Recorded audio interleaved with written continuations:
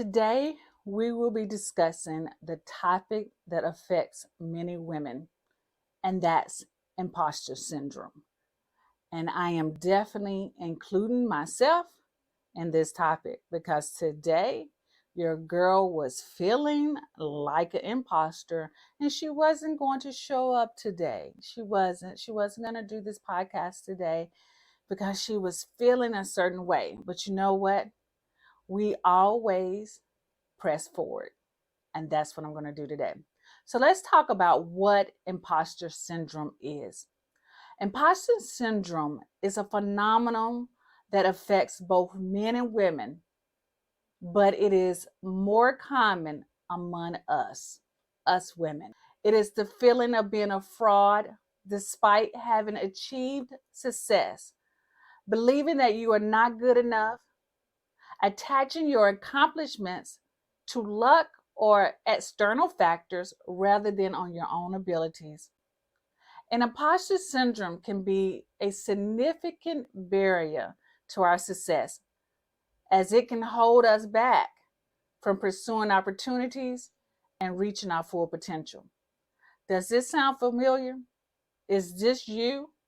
Are you having some of these imposter syndrome qualities? Because I know I do. I have them more often than I would like. But today, I want to share with you how we can overcome this. I feel like I'm always talking about overcoming things. Every day we wake up, there's going to be something we need to overcome. And I'm hoping as you listen to this podcast with me, you're going to be able to overcome a lot of these things that stop us from being successful a lot faster. Let's look at the reasons why we are experiencing this imposter syndrome, right? There are several reasons why women are more likely to experience imposter syndrome than men. Women are socialized to be humble and downplay their achievements, whereas men are encouraged to be confident and assertive. Y'all know what I'm talking about. They sometimes like to call us that B word when we are being a little assertive, or like we the mean girl at the company. Y'all know what I'm talking about. We face gender biases in the workplace, which can make us feel like we don't belong and that our accomplishments are not valued like our male counterparts. There can be many negative effects to our lives, including decreased confidence, anxiety, and depression.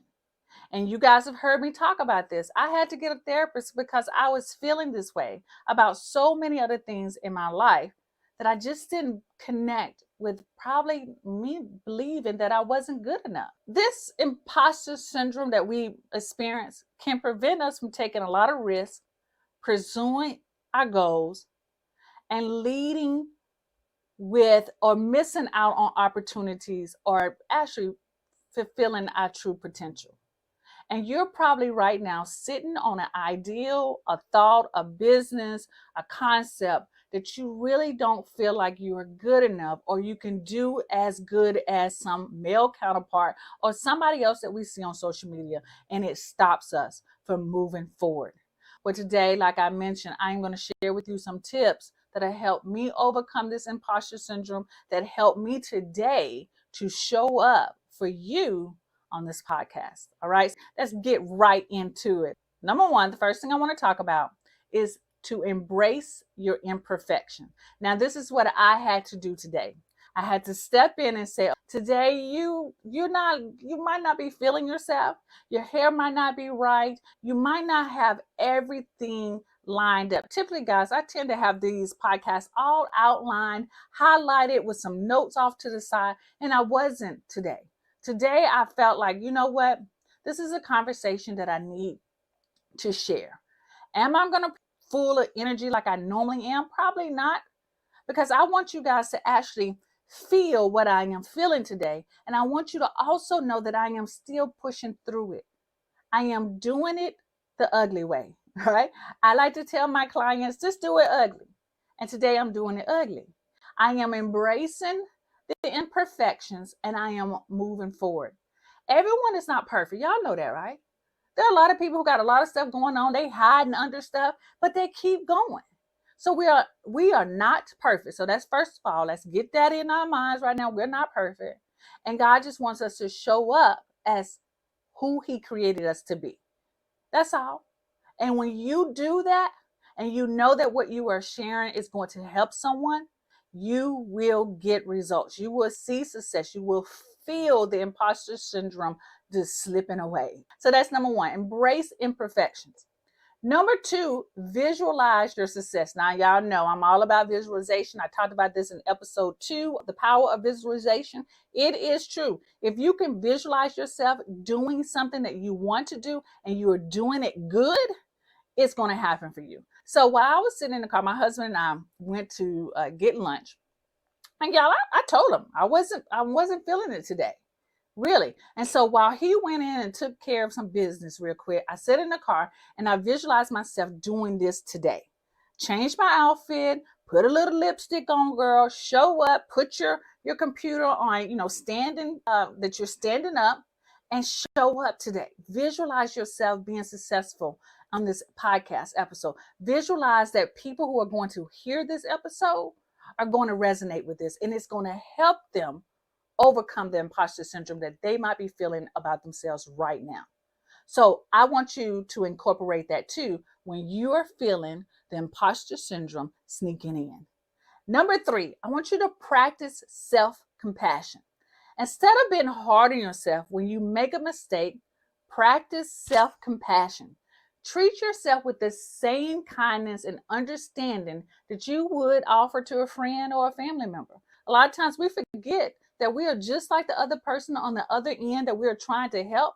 Offer that same compassion that you have for that other person for ourselves. There is no need for us to be hard on ourselves. There is no need for that. I don't want that for you, and I don't want that for myself. Because if I'm being hard on myself when life really gets hard, then who do I turn to? Because sometimes you only have yourself to motivate you, to get you to the next level. So give yourself room to share and show compassion for yourself. Number 4, I like number 4, really, really like number 4. And this is to keep a positive feedback file. This is when you receive any positive feedback or compliment, you put it in a notebook. You file it away in a notebook, in a folder. So for myself, I have a folder on my computer that is called testimonies or success stories or positive feedback from my clients. Now, I need to do that for everything I do, from compliments from my husband, from my friends. I need to write that down, but I know I take a screenshot of all the testimonies or compliments that I get from people from social media. Now, you might say, well, I don't have that. You probably get some type of feedback from work. You probably get some feedback from your family. Take that time to write those down, jot them down, and put them inside of a notebook or create a special folder for you on your computer. We need to start compiling this positive feedback so that when we feel like we are imposter, that who am I to do this? Who am I to be showing up for you when I have a disability, when I stutter, when I don't know how to say certain words? Who am I? Go back to that positive feedback file and look at all the positive feedback that people have given you, because now you can't say I'm not good enough. Someone else has already given you the accolades to say, yes, you are. Although you don't need other people telling you that, but sometimes we need it when we need it. You hear me, right?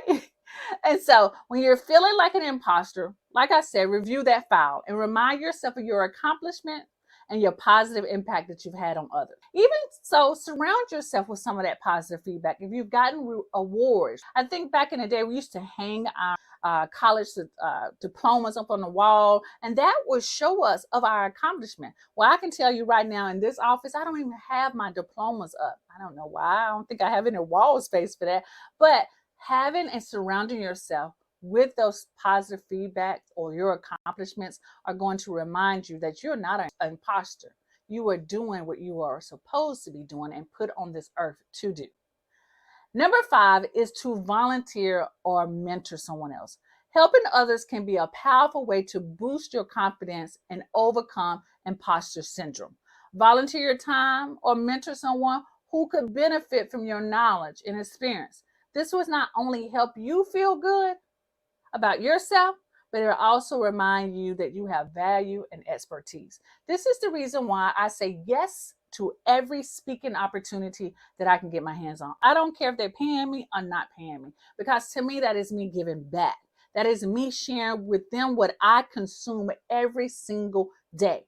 I will give you the world. If you say, girl, I'm going to take you to lunch, you ain't got to pay for my lunch. I am so happy to mentor you and give you that advice. That's why I also have a Facebook community that I show up in, and I do office hours because I want to give back to others to let them know that I'm here from you, that I've been through the same struggles, and let me share with you how I overcame them, or connect you with someone who can help you do the same. So that's number 5. Number 6 is to practice self-care. Taking care of yourself is essential for overcoming imposter syndrome. Making time for activities that bring you joy and relaxation, such as exercise, meditation, spending time with loved ones. When you put this first, your well-being will help you feel more confident and resilient when it comes time to facing challenges. Now remember, y'all, overcoming imposter syndrome is a process that takes time and effort. Being patient with yourself and celebrating your progress along the way with the right mindset and strategies, you can overcome imposter syndrome and reach your full potential. All right, guys, y'all have an awesome and blessed day, and I will be talking to you later. Peace out.